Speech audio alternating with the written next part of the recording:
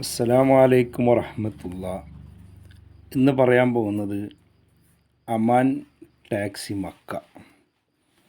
Aman taxi മക്കയെ കുറിച്ചിട്ടാണ് ഇന്നിവിടെ ചർച്ച ചെയ്യുന്നത്.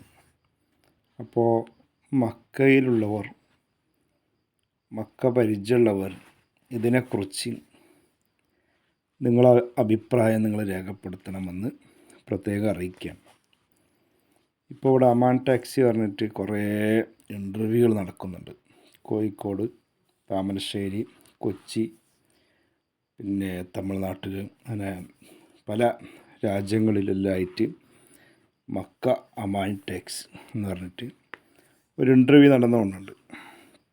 അപ്പോൾ അതിൽ പ്രധാനമായിട്ട് പറയുന്നത് ഡെയിലി 351 റുപ്യ അല്ലെങ്കിൽ 350 റിയാലിന് പണിയെടുക്കുകയാണെങ്കിൽ, എല്ലാ ദിവസവും 350 റിയാലിന് പണിയെടുക്കുകയാണെങ്കിൽ 2000 റിയാൽ സാലറി കിട്ടുന്നതാണ്.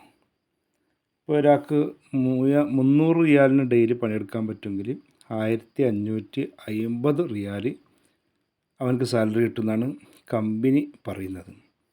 അപ്പോൾ അതിൻ്റെ പെട്രോള്, വണ്ടി, പിന്നെ അതിൻ്റെ മെയിൻ്റനൻസ്, പിന്നെ വണ്ടി, ബാക്കിയുള്ള എല്ലാം ഇതും കമ്പനിയാണ് നടത്തുക.